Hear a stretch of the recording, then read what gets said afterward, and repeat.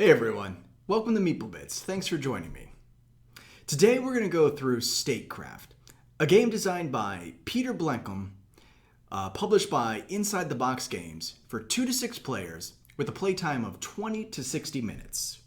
The premise behind Statecraft is to build a political party in a familiar but fictional world, recruiting politicians to your cause, developing your manifesto of support-winning ideas, campaigning for the support of the others, and firing off slander and sabotage to your cunning rivals. So join me as we go through a brief setup and playthrough of the game Statecraft. Hey everyone, welcome back to a 3-player setup of the game Statecraft. I'm going to go through 2 types of setup on this one because there's the quick play setup and then it goes into the sort of advanced rules or the advanced setup, which isn't really advanced but are also needed to go through the game. But to begin, how to set up the game is you're going to shuffle all the colored coded decks. So there's the red faction leaders, the green supporters, the blue policies and actions, and the purple emergencies events, and then the white scenarios. So let's see, here is your supporter deck, here is your faction leader deck, here is your scenario deck, and then alerts and emergencies. So all of these are going to be shuffled and then placed color-coded separately. Next up, you're going to draw out a random faction leader. Now, I've already set everyone up with their individual faction leaders. I've drawn 3 random ones, but just to kind of give you an example of what other faction leaders might look like, you've got, say, Craig Robertson, known for getting his inspiration from dangerous books. You've got Vasco da Gama and Andrew Dickinson, just to kind of give you a brief look at what some other ones are going to look like. I'll go over the iconography in just a second as well. Next up, every player is also going to take a player board with 6 markers that you're going to set on the current round. It's 1. You're going to set everything else to 0 with your budget, your, the socialism, the free market capitalism, the authoritarianism, and the anarchism. So you're going to put each of these markers all on 0. In addition, all the players are going to receive reference cards. So these reference cards like this will show you the available maneuvers and their costs, as they're 2-sided, and the reference card here that shows the different iconography. So what the iconography are going to look like on the cards, and then what it's going to look like on the different symbols. So every player is going to get each of these so that as they go through the game, they'll be able to look at them. Next up, you're going to draw a scenario. So in the quick player setup, or in the quick kind of first game setup, you're going to draw the democratic election scenario. So the scenarios are white-backed, and you're going to draw this democratic election. And this tells you the number of supporters to use, the number of politicians you're going to draw each turn, which I'll cover in just a second, when the game ends, and how the winner is declared. Each of the different scenarios are going to have different conditions. So let's see, here is your scenario deck. So to kind of give you an example, here is a separate scenario, Viva la Revolution. Can I get a focus on that maybe? There we go. You'll get 10 supporters out in the play area. You'll draw 4 politicians when taking that action, which I'll cover in a moment. And the game ends when the action deck is empty, and the winner is the player with the most supporters. Every player discards their entire hand at the end of a turn before redrawing. So some additional and separate conditions will come out with the different scenarios that are available. But for this first playthrough, we're going to use democratic election. Next, you're going to take 6 supporters and place them in the area so that all players can see and read them. Once randomly drawing 6 supporters, you're going to take the supporter deck and return it to the box. But there's going to be many supporters available throughout the game. So adding to it quite a bit of replayability.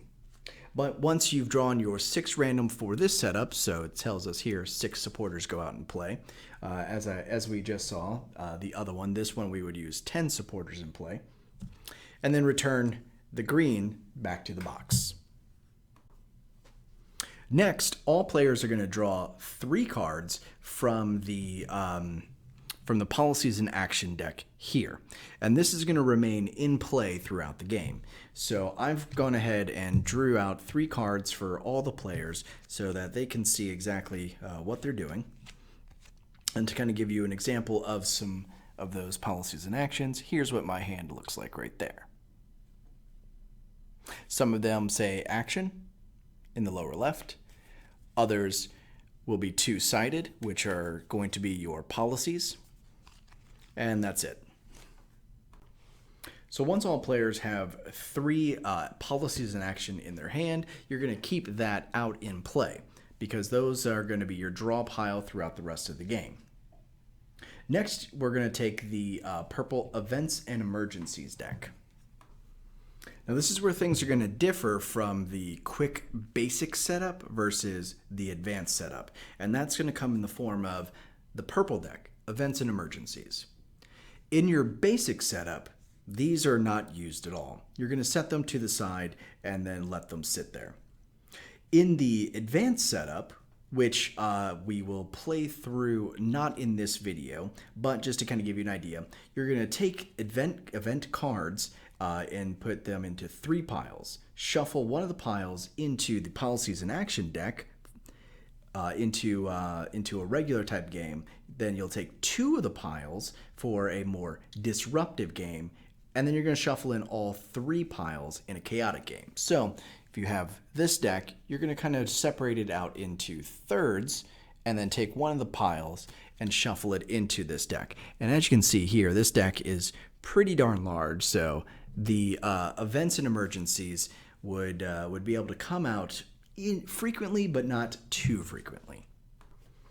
And that's the main difference between the quick basic setup and the advanced setup, which is you're going to randomly draw a scenario, and then you're also going to use the events and emergencies, which add quite a bit of mix up into the games that are being played. And then lastly, you're going to take the incumbent, in this game, it's a standee, but there's also an incumbent card that comes with the game. So you're going to take the incumbent marker, and then you're going to give that, as defined by the rule book, it says that the player with the highest chance of being embroiled in a sword scandal, if they were a politician, starts first. I guess that's an interesting way to start the game. We often just use Swazi to figure out who's going to go first. And as always in my demonstrations, I'm the incumbent, the first player. The incumbent becomes important because it does act as a tiebreaker later on. And that's it, guys. That's the setup of Statecraft. Now, let's go through very briefly what the different types of iconography are on the cards so that you understand, one, how the game looks, and then 2, we'll go through the turns. So really quickly, let's go through the different iconographies as are defined on the player reference. So on this player reference card, we've got economy, security, welfare, infrastructure, the incumbent, socialism, capitalism, authoritarianism, and anarchism. And on the flip side, you've got supporter, politician, junior politician, senior politician, faction leader, and action, events, emergencies. So these are the different types of icons that are going to appear on the different cards. So example, on my existing leader card, we've got 2 policies that are there for security and infrastructure.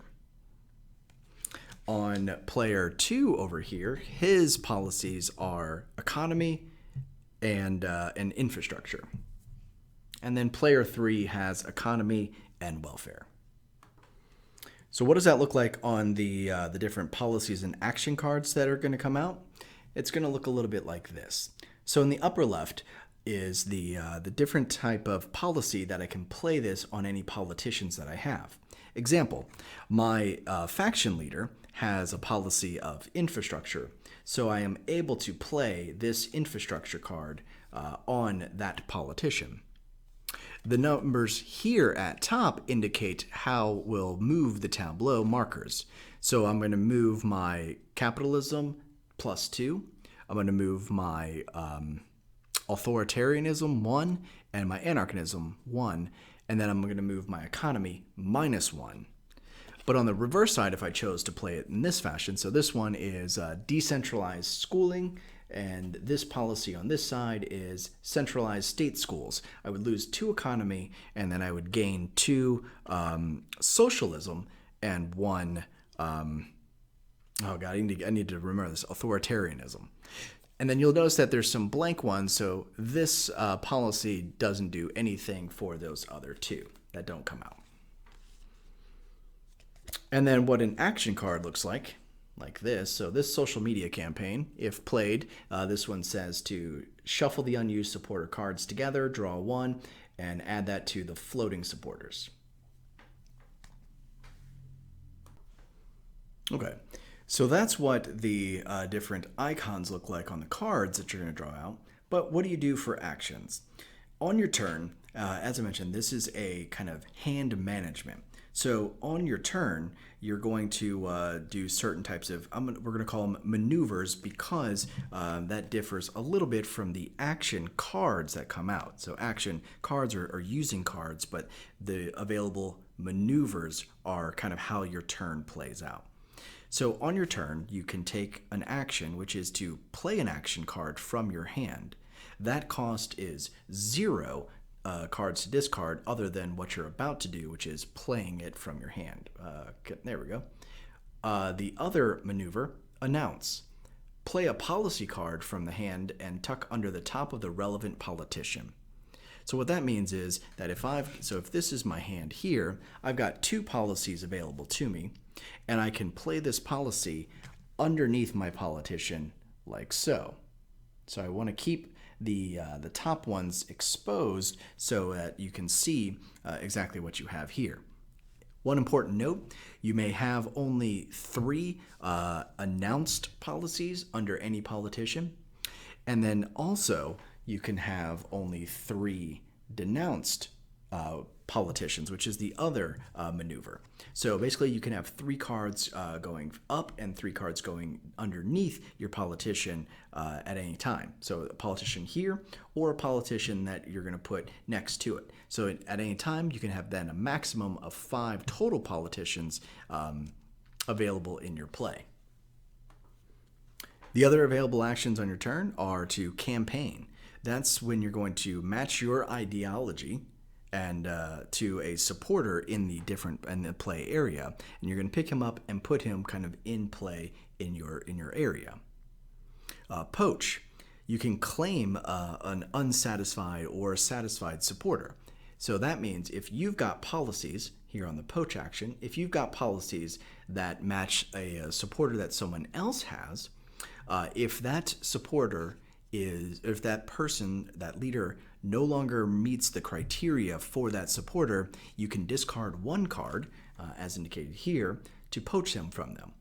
If they are still satisfied with their current faction leader, then you can discard 2 cards to take that supporter from that player. Recruit. You're going to draw the number of politicians and install 1 into your cabinet. Installing a politician is drawing cards from the politician deck and then adding it here, either left or right, to your leader, which acts as your cabinet. And then the 2 closest politicians to your leader are known as the inner circle. And as you'll see here, there's certain criteria. Example, on this faction leader, let's see here, politicians in your inner circle also have the infrastructure benefit. It's not showing. Let's try that again. There we go. Has the specialism. So this politician already has the infrastructure benefit, so it wouldn't really be good to have this person part of my inner circle. They would probably want to be out here. But it's important to note that when recruiting politicians, the politicians are recruited and they must be placed. So if I put one, I can't put one out here to start and then insert one here. This politician must be part of my inner circle to begin with. So I could recruit one here and then on a future turn recruit another one, which then goes out here. Then there's also two types of politicians. There are your senior politicians, as indicated in the lower left. And then there are also junior politicians. Let's see if I've got any of those hanging around. There we go. A junior politician, as indicated here. And junior and senior politicians is a distinct notation because if you wanted to replace an existing politician, so let's say you went and did the recruit action and you needed to replace someone because your cabinet were full, so let's say I had 2 and 2 on both sides of my leader and I needed to replace one, it's important to note that you can senior politicians can only be recruited by replacing a politician. So that means that if I were to, say, draw up 3 politicians, or rather I draw 3 politicians from the deck, I would have to first install a junior politician and then later replace him with a senior politician. And one of the big distinctions there is that junior politicians typically only have 1 specialism, whereas senior politicians get 2. And this matters because you can only play policies and action or policies on those politicians that have that have at least one of those specializations. And then let's take a quick step back on how you recruit any of these guys. So, example, this charity workers supporters. Let me grab those guys up. They require 3 capitalism, 4 authoritarianism, and 3 anarchism at minimum. In the left, you'll see that socialism is missing. It means that they don't care about what your socialism score is. So if I needed to recruit these guys, my tableau would need to look something like this. So 3, 4, 3. There you go. So 3, 4, 3. Then on my turn, I'm able to recruit these supporters. Also, there's a specific type of supporter card. There it is. Here we go. This one means that I can have, so if you see up here, it's kind of broken lines. Those broken lines indicate that I can have no more than 2 and 4 to recruit them. So example, if I had just recruited these guys, because then my tableau would look like this again. Let me move that back up. 3, 4, 3. You'll notice that I cannot recruit these guys, the technologists, because I'm at 3, or sorry, 4, no more than 4. Oh, no, actually, I could get these guys, sorry. But if my, let's say this were up at a 5. If that were at a 5, I could not recruit them because they want no more than 4 authoritarianism. Okay, let's get those guys back down. And that's it, guys. That's a setup and how to play Statecraft. So let's go through a couple of turns in just a moment. Quick recap. You're going to deal out a player board to all players, give them markers starting at 0 and 1 for the round. All players are going to take 3 policy and action cards into their hand. Everyone's going to get 1 leader, putting the rest of the leaders into the box. You're going to shuffle in a third of the deck if you want a more advanced play of the events and emergencies. If not, keep those off to the side. Put the politician's deck in play, deal out 6 supporters into play, putting the rest into the box, and 1 scenario. On your turn, you can do as many actions as you have available cards to take those actions. Once your turn is complete, you're going to draw your hand back up to 3. And that's it. Anyway, guys, let's dive in and play a couple of turns of Statecraft to see how it goes. All right. So for the sake of time in this playthrough, there we go. Let's do this. All right, I'm going to try to do my turns as quickly as I can with not a whole lot of strategy involved, just so you guys can get a quick idea. All right, so player one's turn, that's going to be me. I am going to, let's see here. I'm going to play a policy. So let's see here, policy. There we go. I'm going to, I think I'm going to play this one. So I'm going to announce this policy in play. And because it has a shared icon, I can use it. So I'm going to go ahead and slide it underneath my leader like so, and then go up to 3 and 1 on these markers. Now I've got some additional turn still available, and I think I might want to announce a second policy, or do I want to do some recruiting?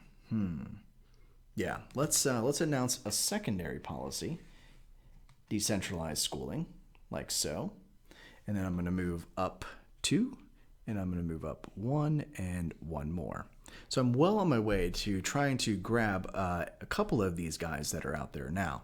In fact, oh no, I meant 2. So I need 1 more to get the professions up top. But for my final action, I'm going to discard a card here, and then I'm going to draw up 3 politicians. 1, 2, 3. And when doing so, I'm going to look at them, decide which one I want to keep, and really this one I can only keep the one, put him into my cabinet like so, and then discarding the rest, which we'll shuffle again later. And since I have no more cards, I have no way of playing actions, I have no other policies to do. I don't yet match any supporters, so I can't grab any of those. That's my turn. So now it's going to be player 2's turn. Let's grab his cards. Okay, let's see what he's got. He's got an action. Pick an opponent that, and that player discards 1 card from their hand. All right, so that might be able to take that mechanic against player 3, but sorry, player 1 actually needed to draw up 3 cards. Sorry about that. 1, 2, 3, drawing up my 3 cards. So if player 2 wanted to, they could attack me, limiting my next turn. But looking at what I've got here, let's try to get, oh, you know what? I didn't move my economy, sorry. So -2 and then -1. So that's also an important distinction, is that you can't get everything that you need, because without economy, you can't do those actions. So you might be wondering how to get your economy back up. Well, you know, certain cards like this are going to come out, which you're going to add +4 back into your economy. So whereas I went with some heavy infrastructure building on my early policies, that cost me quite a bit of my budget points. So I'll need to find later, hopefully, some economy cards that will allow me to get some budget back into my hand. So looking at player 2 then, they see the mistake that I kind of made there, and they don't want to go down a similar path of restricting their budget so early, but they do also need to get some policies in play, so they'll go ahead and play this policy onto their faction leader, and then that's going to move them up 1, 2, and 1. Okay? Now they've got 2 other cards left, and so what they're going to do is they're going to play this action card. They're going to call that action to tell player 1 to discard a card. So player 1 is looking at their stuff and saying, okay,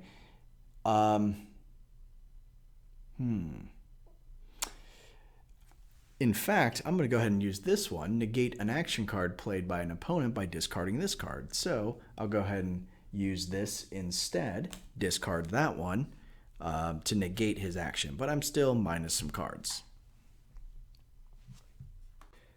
And like before, I forgot to move economy down 1 for that player, and they're going to also do another infrastructure, but only a -1. So they're going to call in, no, you know what? They're going to discard this card to recruit some politicians. So 3 politicians, 1, 2, 3. What do we got here? All senior politicians.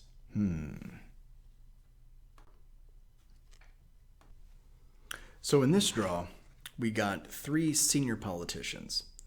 And as we indicated, we cannot recruit a senior politician. We must first have a junior one to then replace them with.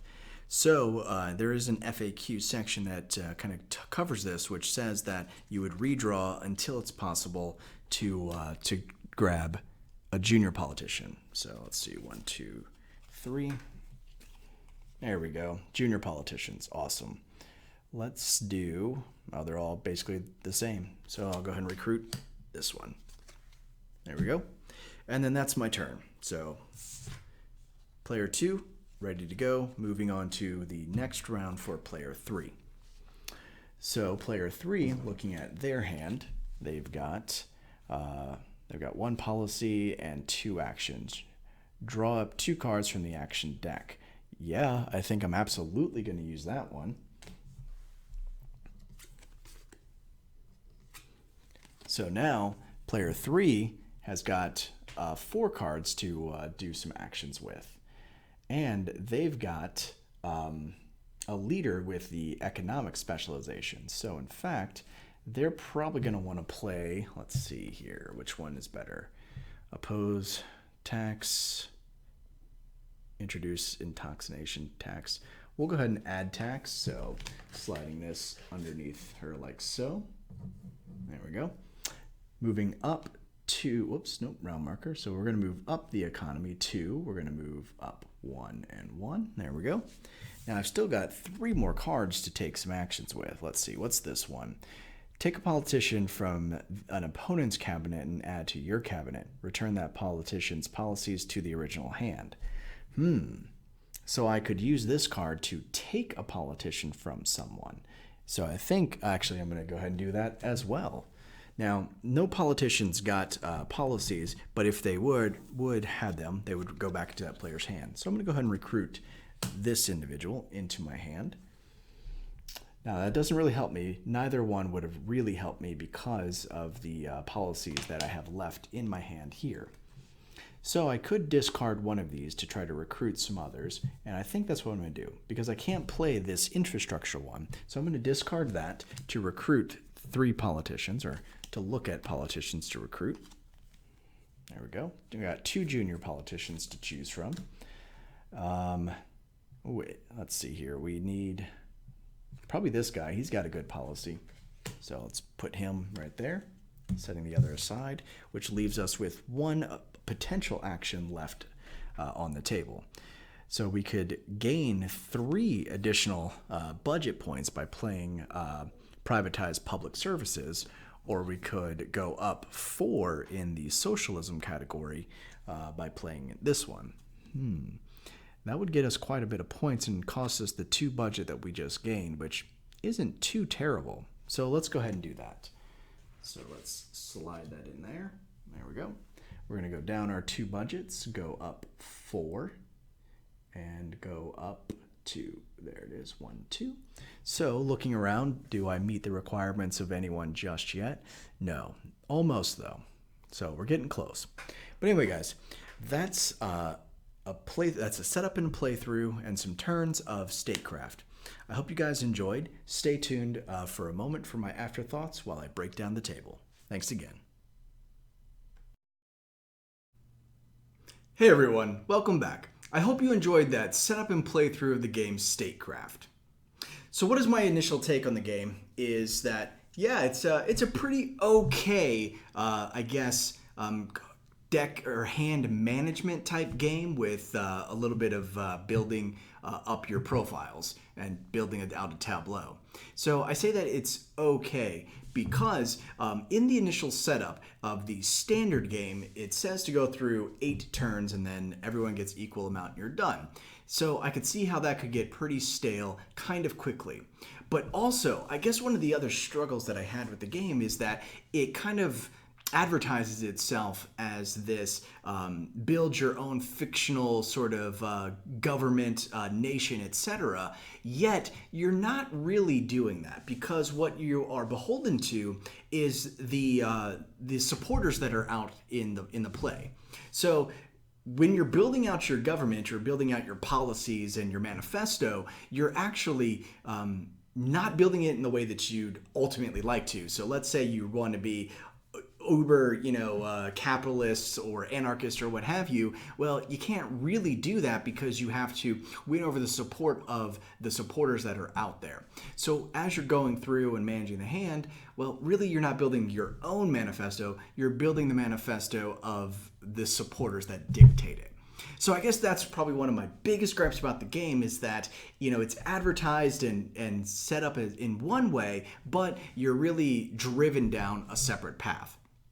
The components in the box, if you saw the unboxing that I did a bit earlier, are really good. Overall, I'm a fan of the components. The player boards are nice. The cards are well developed. The design is really neat and playful for this type of game, which is good. So why should you buy Statecraft, or why would you want to buy this, put it into your collection? Well, if you're looking for a political themed game that you like games that have a sort of take that mechanic where it can get pretty cutthroat, it's definitely a game for you. And the players that I usually play with, we're all out to win. So we play a few cooperative games, but not a whole lot because each of us want to become victors. Why should you not buy Statecraft, or why would you not want to add this to your collection? Because it's a political themed game and it's got a lot of take that mechanics. So on the flip side of that is, if you and your board game crew are politically charged in any way, or can stem into some crazy debates, or it's a sensitive topic for you guys, and with a major political election happening this year, definitely maybe something that you might want to steer from, because you could probably lose a couple of friends along the way. Anyway, guys, that's my take on Statecraft. I hope you enjoyed the quick setup and playthrough. If you have any questions, please leave them down in the comments. I'm happy to answer them. As always, thanks for your support. If you like what I'm doing here, please give me a subscribe. Definitely appreciate everything. If you guys need anything else, thanks for watching. Until next time.